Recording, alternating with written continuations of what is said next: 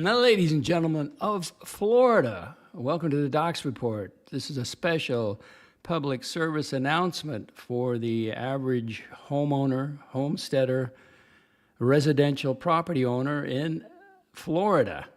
Our wonderful governor, Ron DeSantis, has called a special session of the legislature Monday, June 1st, which is upon us. I'll be playing some clips. In a nutshell, if your home is worth under $500,000, and if this passes, or if they get the correct legislation passed, in a couple of years, you will have 0 state taxes and 0 property taxes. Yes, you heard me right. So I'll be playing some clips. Take a listen, and there's links in the description where you can go to the original YouTube announcement of this. And there's also some other, they're web addresses you can copy and paste, put in your browser to find out who your representative is. Your state representative, the Senate, and the House, that representative. Find your representative. You can go on their website, send them an email, tell them you support this, tell them you're watching them, and ask them what their position is. And this is crucial. It is very rare to get a governor, involved in lowering taxes like this. This is, I think this will be his signature accomplishment if he gets this through. This is how you grow, puts more money in your pocket, the average citizen. It'll strengthen the economy. And if you're a homeowner and you're homesteaded and this is your primary residence, initially it'll be a $250,000 homestead exemption. That covers, 50% of us? I think. It's in the comments I'll be playing. My home is $350,000. So when they get to that $500,000 exemption, 1 year down, 2 years down the road, or 3, I'll have 0 property taxes. And that's 92% of us, the average people, we don't live in the gated communities. Now, will they go up from 500,000? I don't know. But you're welcome to contact me. Let me put up my, if you want to say anything, where's my email address? There it is, docsreport@outlook.com. So let's get started with our wonderful governor. We've had $32 billion taxes, people taxed $32 billion for property tax in 2019. Now it's $60 billion. So it's almost a 100% increase in 7 years. That is not sustainable. So why not say, we're going to do right by our people, and then, the governments can change and figure out how to get it done from there, rather than always saying government comes first. Why does government come first all the time? And look, we've had population growth, we've had inflation. So even assuming that $32 billion in 2019 was perfectly spent, 100% of it was absolutely necessary, which we know is not true. But I remember being sworn in as governor in 2019. We had services on all this stuff. It's not like we didn't have it. So it's there. But even assuming that, which is not true, but assuming that, adjust for population growth, adjust for inflation, you don't get anywhere close to $60 billion. How great is this guy? Let's get a better photo of him as he speaks. Oh, there he is, Governor DeSantis. I mean, this is great. I mean, how many times you get a politician wanting to lower your property taxes to 0? It can be done. You will go up because of the circumstances, but just look at the Florida state budget, what we've done. When I got in, we were there. COVID, it did go up. I had to put more money in for inflation, for projects and stuff. So it did. But look what's happened. I'm going to sign a budget here in the next month after I do vetoes that will spend less in next fiscal year than we're currently spending this fiscal year. This fiscal year's budget spends less than we did the previous fiscal year, and that previous fiscal year spends less than the year before that. So it can be done. Absolutely. Leadership. You can do it. I know, people say, you can't do it. So, like Miami-Dade, for example, I think the budget was like 12.88 billion or something like that. It's like 6.9% of that is homestead property revenue. So even if you eliminated it all and not just raised it to, if you eliminated it all, that puts you back to what their budget was like a year or two ago. Okay, now seriously, like maybe like you want, but don't tell me that you're not going to be able to do different things. So, and especially in a place like Miami, you have some of the wealthiest people in the history of humanity buying homes here. They're paying tax. Why not give your middle class residents a break on their property tax? We can do it. So that's what we're going to do going forward. Save the middle class. Don't destroy it like they do in other countries or Democratic with the big D states. But it has to go on the ballot. It's got to be put on the ballot. You've got to contact your legislator. There are links in the description. You can go find your local representatives because it starts Monday. But it has to go on the ballot. You got to let them know what you think about it. You can't do it before November because you got to put it on the ballot. That's just the reality. We're not getting any property tax revenue at the state. In fact, we're going to create a fund and give some of our money at the state to locals. We'll give money to schools. We'll give money to rural. We'll give money to police. Whatever we need to do. I just want to do it right by people who need relief. I want people to own their home. You know, it doesn't require a mortgage or not mortgage. I mean, you'll still get the break if you have mortgage. But just like some people pay off their home entirely, and it's like, at what point do you stop paying, right? And so this gives them the chance to actually stop paying. And guess what they're going to do with that money? They're going to use it in the economy. And it's going to end up causing the economy to do even better. It's a win-win.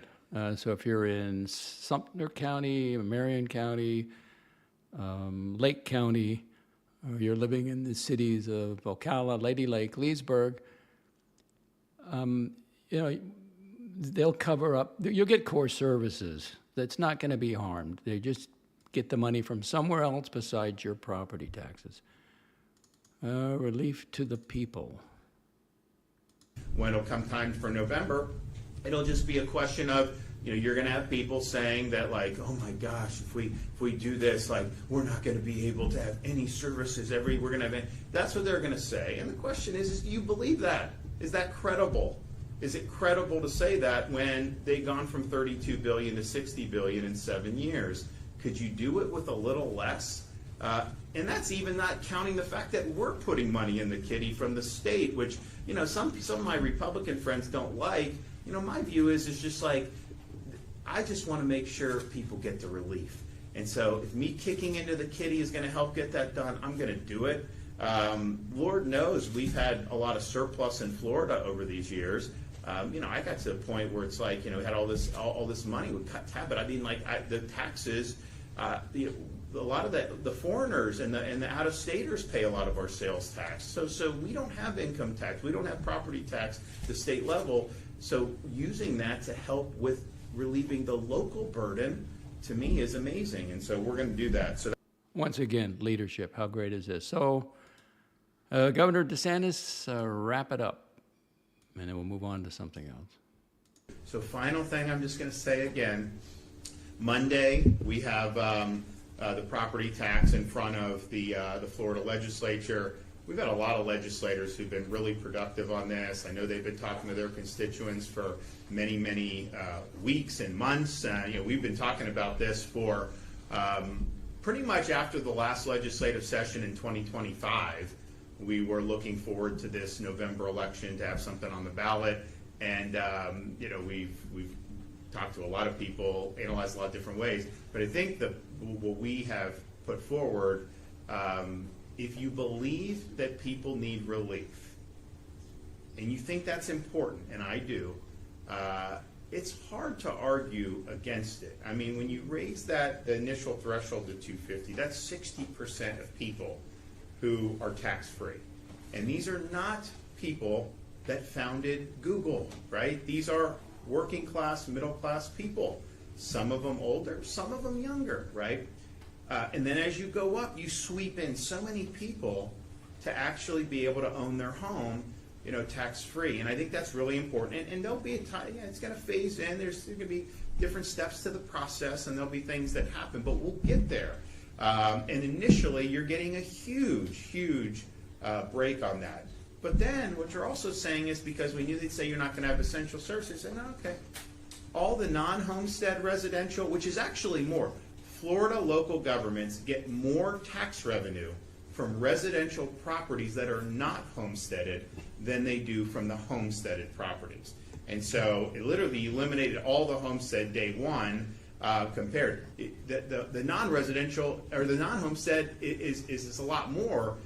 It would be less of a revenue loss to do that than eliminating the non-homestead residential, because it's just the dollar amount's higher. And so you have that, you have commercial, you have all these things, and then obviously still above the 250, and then above as the thing gets raised for a period of time. So we say all that revenue, that has to be used for local service, for core services, education, police, fire, the water, all these different things. And then you start hearing, oh, they're telling us how to use money. Well, wait a minute. You're saying we can't do property tax because you won't have money for local service. We're guaranteeing the money has to go to local services. And so some of them don't like that. And I think it's because not all of your property tax revenue does go to essential services. That's just the truth. So that's another, I think that's a really good thing. The other thing is people say, well, if you do this, then they're just going to try to tax the small businesses. Well, right now, they can raise the valuation, the assessment, by 10% a year on small businesses, or any business, but the small we care about. This cuts that in half. So it's a 50% reduction in their tax exposure compared to current constitution and current law. So that's a huge thing for peace of mind, I think, for businesses. I never bought the idea that local governments would want to jack it up on business, because you kill the golden goose, right? You need the businesses to do successful so that they hire people, those people pay taxes and everything like that. So I never really thought that was necessarily something that was going to happen, but I do know having this protection ensures it won't happen. But then we also say, this is going to, this passes in November. I don't want every Tom, Dick, and Harry from these high-tax states to rush down here, buy a home, and then get this great benefit when they had to. So what we say is, you could have up to 5-year qualification period. So you don't have to be a homeowner if you're a Florida resident now. It's once you become a Florida resident, then you have a period where you would have to qualify for this homestead relief. And I think that's fair. I think, one, it eliminates an incentive for people to flood in here, which is not something that I think a lot of people are looking forward. 2, people have been paying tax in Florida, are doing all that. They have more skin in the game. They should get the benefit first. But then also, it will help the local governments, because more people are fleeing California. They come in, even if they're Florida residents, they're going to pay for a little period of time, and then they get the benefit. So I think that's smart. I think that's the way to do it. And then finally, they say, oh, how we could do essential services. Look, you could eliminate every homestead on day one. You still have a lot more money that they had in 2019. Now, I would be for that, but I understand, like, we got to get this passed, and so we're doing it, I think, a very measured way. That's it's transformational, but also measured how it's implemented. But we've all, so I think that you could do this right now, and they could do the same services at a lower cost and still be able to deliver, because they were delivering it 2 or 3 years ago at the same amount of money. So I think it could be done.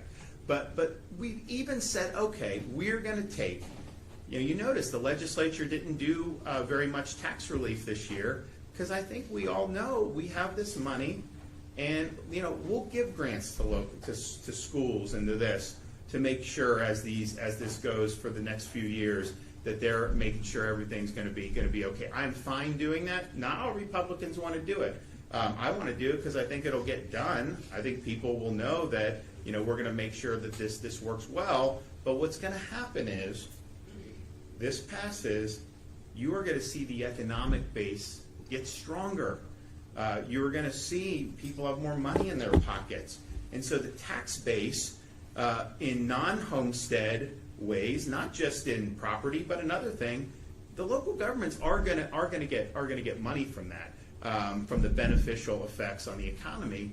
So I think that it's very well thought out. A lot of these were not even my ideas. These are people, people have talked to us for the last year over things. We've talked to legislators. We've talked to folks who really want to see this done. But I think that that's appropriate. Some of the rural have a tougher time. Honestly, Miami, you don't need to tax anybody's homestead in Miami-Dade because you've got massive money flowing in here, particularly very, very wealthy people. And so it's like, why would you have all this wealth come in and then just price middle-class people out? I would capitalize on that wealth by relieving middle-class people of a burden so that they could actually afford to live in Miami-Dade when it was less expensive, like it was when it was less expensive.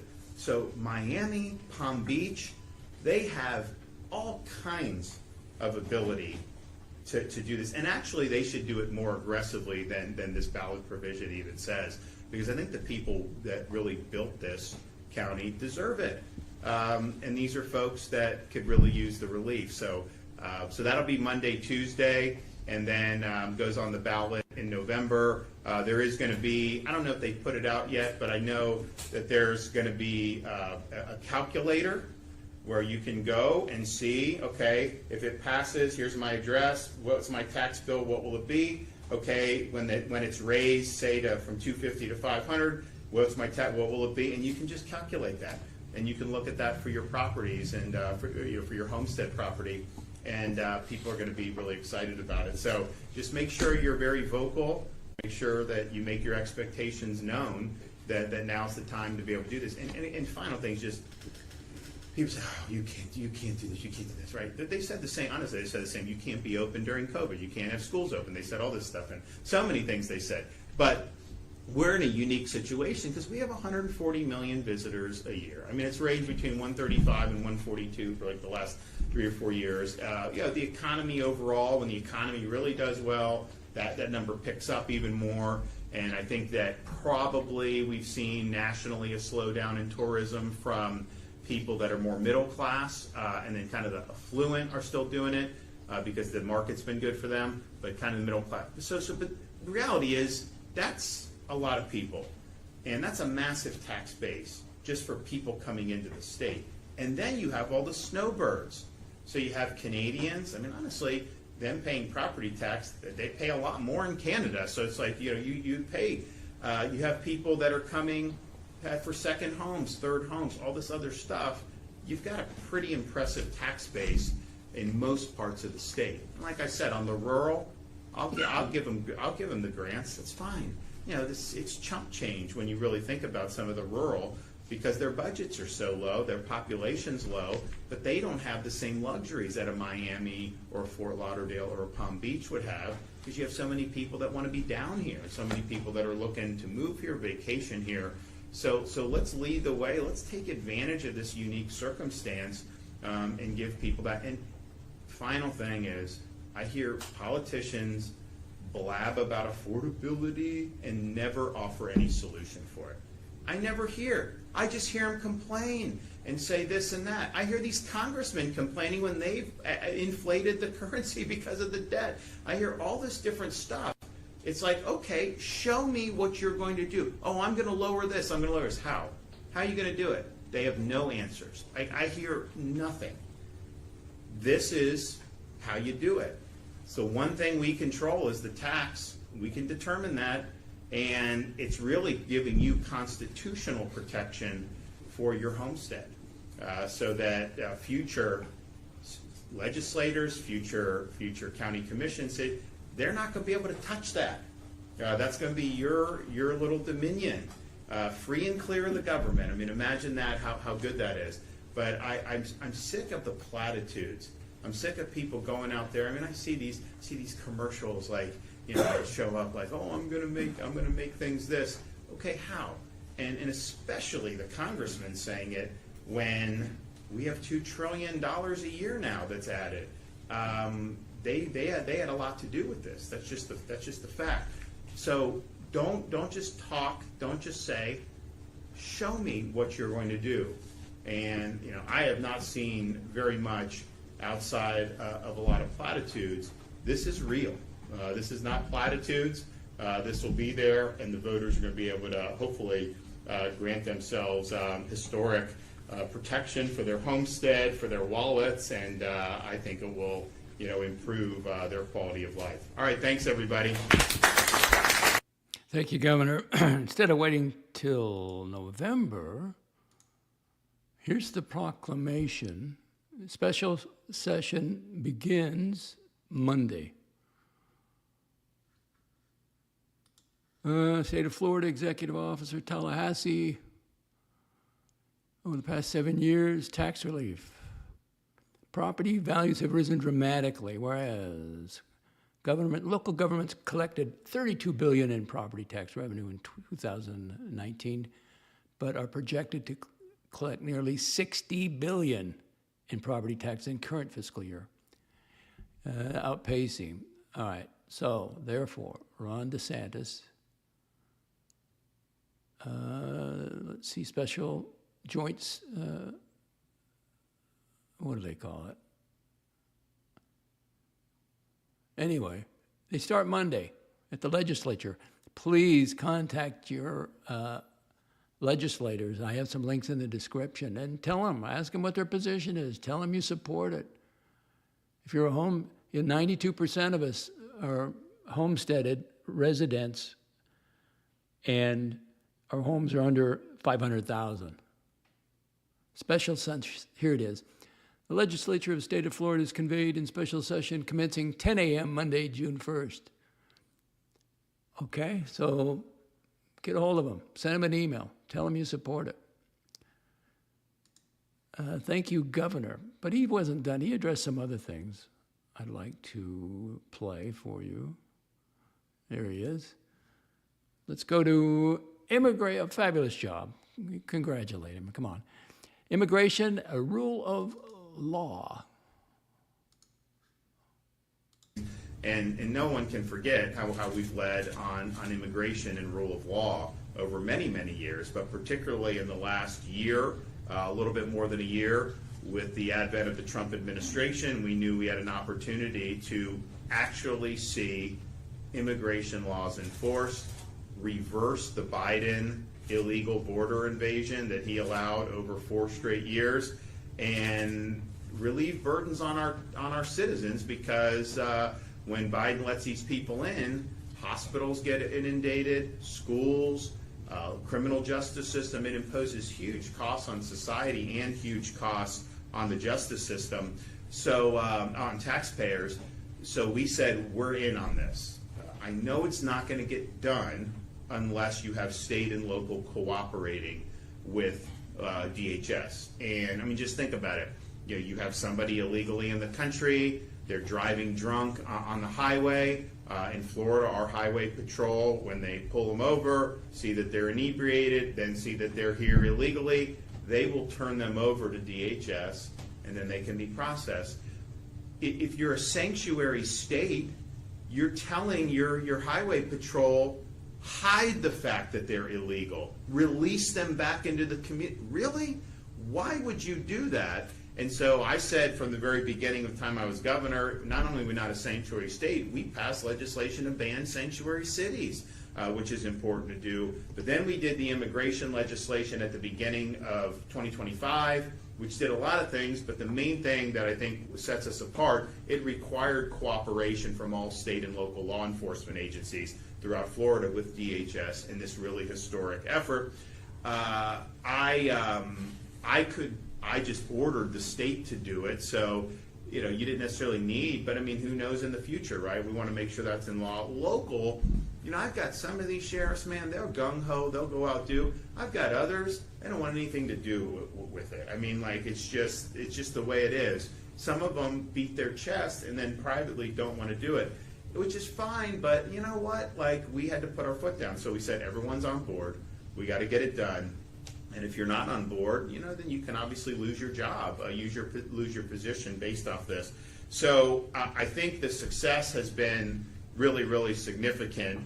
And if you look at how we've worked with the Trump administration, there's not been a single state that has come anywhere close to doing what we're doing. And in fact, I mean, every time I run into Tom Homan, he's like, Florida, you're so much higher than everybody else. You've got all these 287G agreements. You're doing this, you're doing that. Why isn't they doing it? Why aren't they? It's like, I always tell him, you got to be more like Florida. I think he was even speaking in front of like the, in D.C., you had like the Texas Society that came up, and he said, well, incidentally, why aren't you guys doing it for? So he's very proud of what we've done and very thankful of what we've done.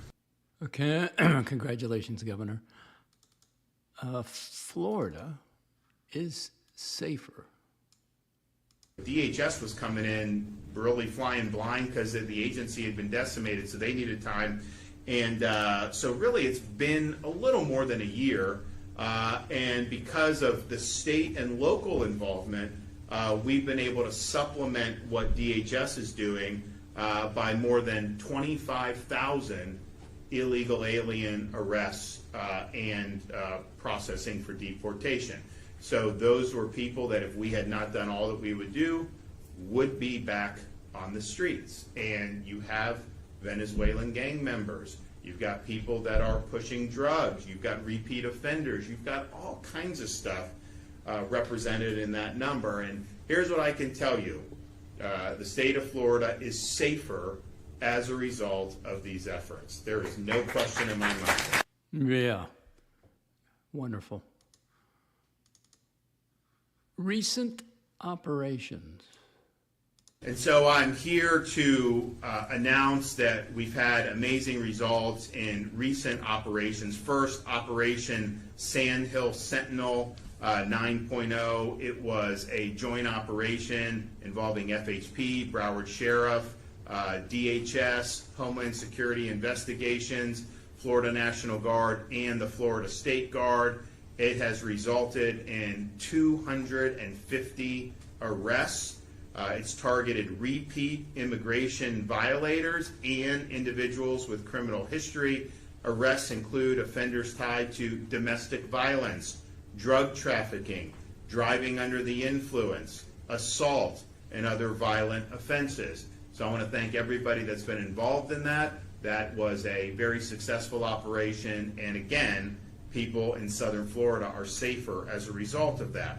We also can announce Operation Locate. This is an FDLE initiative that is focusing on locating unaccompanied migrant children who entered the country during the Biden border surge. And so you literally had cartels surging children unaccompanied across the border. More than 400 children, because of this, have now been identified and or physically located.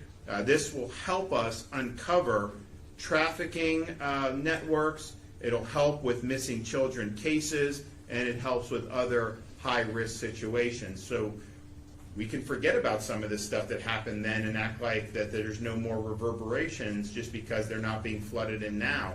But that was a really, really dangerous thing that was being allowed to have happen.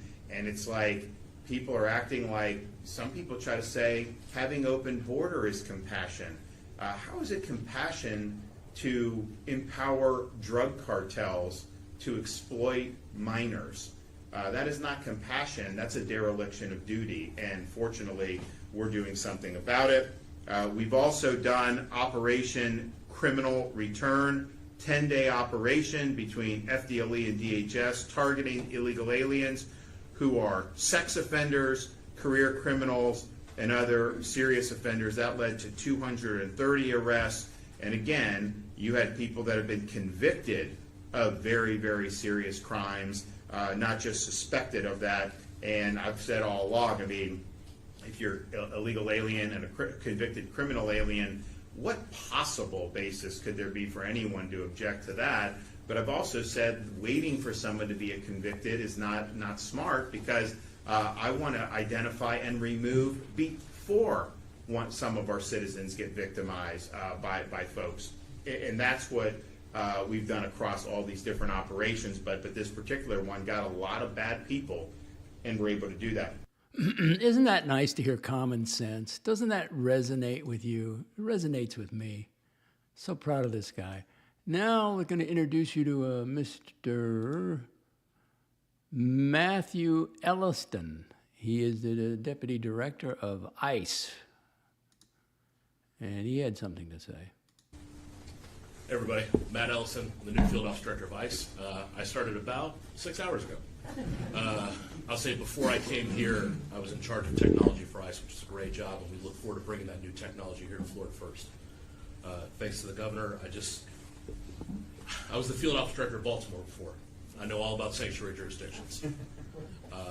I can't tell you what it means to someone. If you're from Florida and you're used to this level of leadership and this kind of outstanding support from the women and men behind me, it seems like every day to you. This was not my life. My office led the nation in the number of sex offenders arrested. We arrested over 500 in 3 years. Every one of those was released by the local jurisdiction to go out and re-victimize the community. So every one that my officers arrested was a woman or child who was not in fear for their lifetime. We don't have those problems here. It's inspiring to me to be here and to have this kind of level of support. I've never known this in my career. I was originally an officer in Los Angeles. I've only ever known the worst of sanctuary jurisdictions. To have this level of support is outstanding. If you are so used to having this level of leadership, I don't even know if you still appreciate it anymore. And I got to tell you, being new here, I'm overwhelmed. This is amazing. I could not be happier to be here. I asked for Florida. I'm originally from Collier County. I got sent to LA, not at my own choice. I like that. But I'll tell you, it's so amazing to be here. I tried when I was in Baltimore to run an Operation Locate. I called the governor's office. I said, hey man, this isn't about immigration enforcement. This is about making sure that these children are safe. We're not planning to arrest any of these kids. We just want to make sure they are where they're supposed to be because we weren't allowed to vet the sponsors. That was done by a private company. Who knows how well of a job they did? I can tell you they did a horrible job. And most of those kids weren't with the sponsors that they said they were going to be with. Saving these children's lives is the #1 operation here for Operation Locate. And when I was in Baltimore, the governor's office told me they wouldn't help. Said if I went somewhere and I found a kid and I needed to remove them from that situation, that was on me. And I said, well, what if there's a U.S. citizen kid with them? What am I supposed to do to that kid? I can't help that kid. I have no authority to help them. And they said, well, I don't know. Our Child Protection Services isn't allowed to work with you. I say all that just to tell you how amazing it is to work in an area with this level of leadership and support. The support we get from the sheriffs. Today's my first day. 2 days ago, I got a call from the sheriffs welcoming me to the state. It's never been a time in my life where I've been welcomed anywhere. I appreciate it. I'll leave you with this. Florida leads. We will continue to lead. The support that we offer back to the state and back to the governor's office, I'm so proud to be here. Florida will continue leading this effort. We will always be #1. Thank you. Amen, brother. All right, let's go back to our wonderful governor. Got a few more here to go. Best in the country. It's great to have the director just talk about the differences in jurisdictions. I mean, we obviously are not a sanctuary state. We don't allow sanctuary cities, but you can not be a sanctuary state, but you can still kind of just sit on your hands, right? And you won't sabotage, but you're not necessarily helping facilitate. We're helping to facilitate the mission and doing it in a big way. But there are jurisdictions out there that are just actively sabotaging public safety just for purposes of ideology. I mean, I don't care if you do support open borders. If you have a child molester who's here illegally, why would you release that person back onto the street?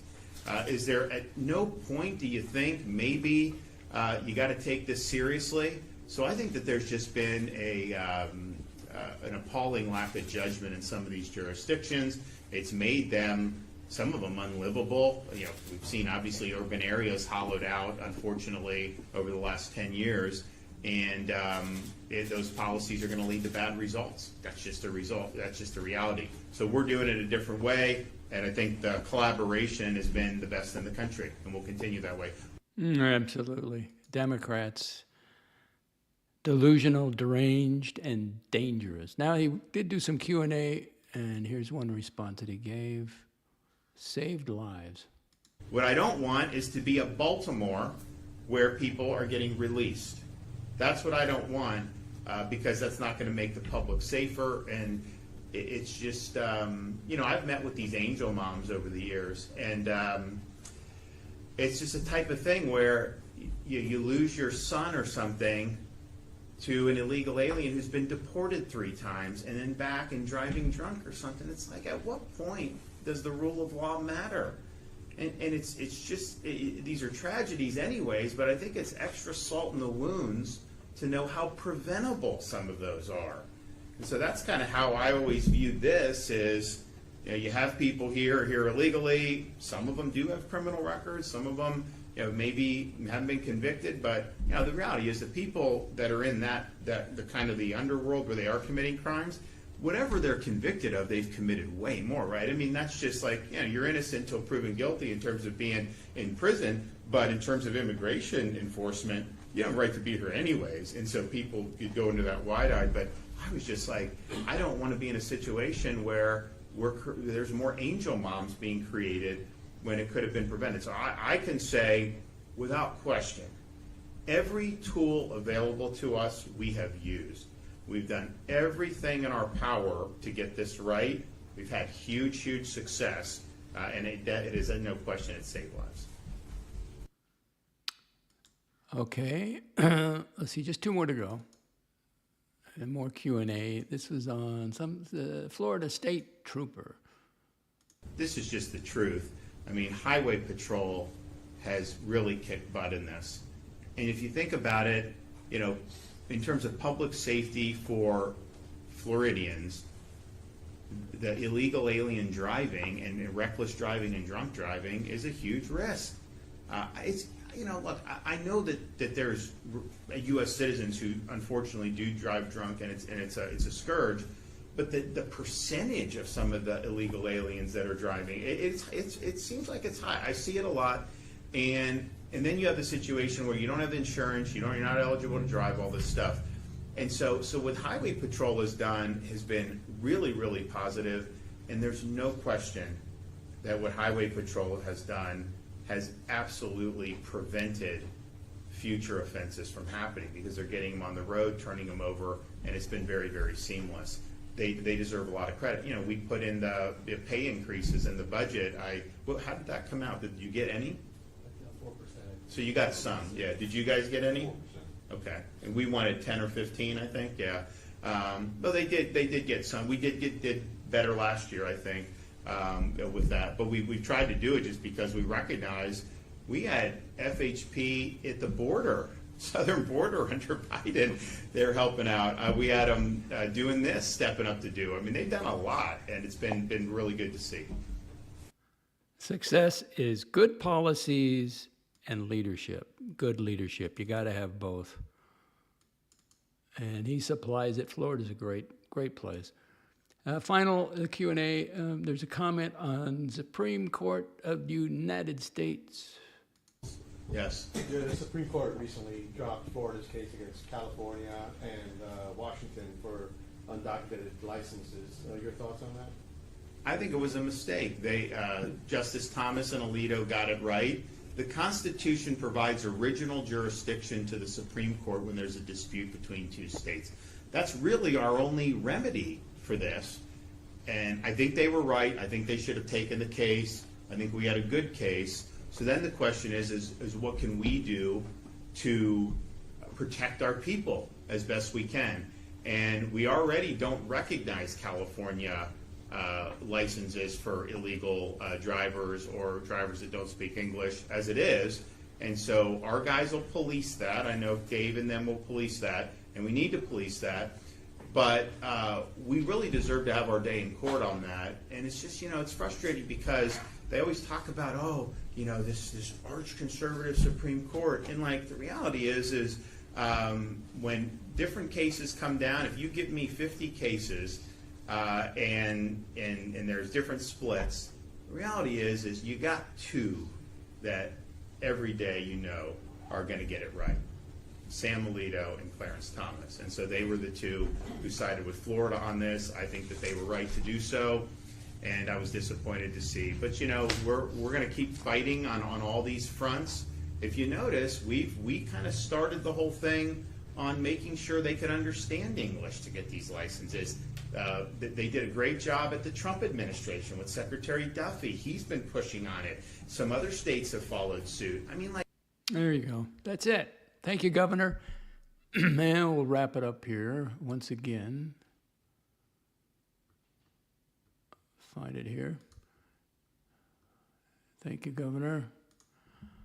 State of Florida, Monday special session of the legislature, Monday, June 1st begins.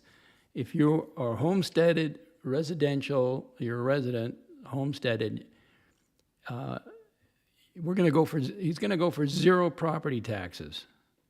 Please get on board. There's your tax relief. I mean, when does a politician give you an offer of this? And there's some links in the description. You can copy and paste to find out who your local representatives are. And I shot him, my senator, and then the state representative, my state senator, an email this morning. And I just asked them, I filled out the form on their website. My email, I didn't give him my phone, but I gave him my email address. And I said, what's your position on, just mention Save Our Homes, and that you support it, and where do they stand on it? And let's just get the office flooded. Do all you can, all right? Thank you.